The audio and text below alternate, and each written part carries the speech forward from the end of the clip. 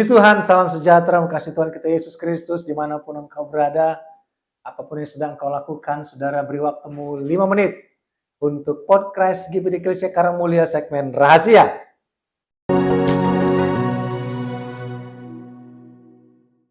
Renungan Harian Ecclesia. Kita perhatikan dalam Bilangan 11 ayat 4, firman Tuhan berkata, orang-orang bajingan yang ada di antara mereka kemasukan nafsu rakus.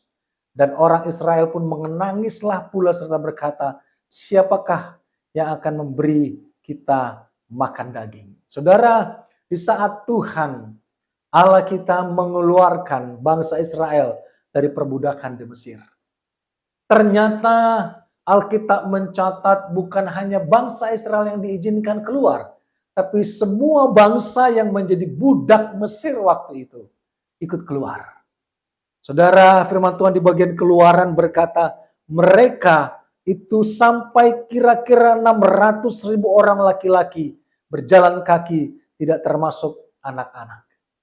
Hanya memang, kalau menurut Bilangan bahwa ada orang-orang barbar, ada orang-orang bajingan, ada orang-orang yang tidak beretika dan tidak bermoral, ikut keluar dari Mesir, yang adalah lama sudah menjadi budak dari bangsa Mesir.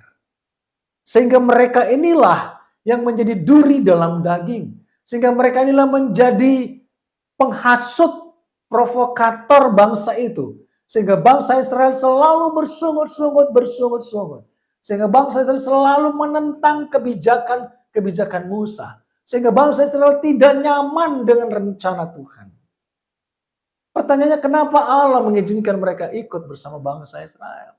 Pertanyaannya, kenapa Allah mengizinkan mereka ada, mengganggu, menggerogoti iman keyakinan bangsa Israel?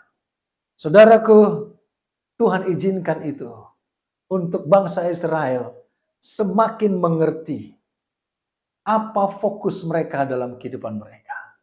Mungkin di sekitar kita memperhatikan ada orang-orang seperti itu. Alkitab mencatat orang-orang bajingan yang ada di antara mereka kemasukan nafsu rakus. Mungkin di antara kita ada orang-orang yang memang diizinkan mengganggu iman kita. Kita bisa melihat mereka ada di sekitar kita. Kita mungkin berkata, kenapa itu tidak diusir saja? Mereka kenapa tidak disingkirkan?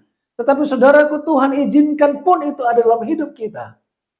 Supaya iman kita teruji, timbul seperti emas, Ayub katakan. Adakah iman kita terganggu dengan situasi di sekitar kita? Adakah kesetiaan, ketekunan kita terganggu dengan pengaruh dari orang di sekitar kita? Adakah keteguhan iman kita bisa terganggu dengan apa yang orang katakan?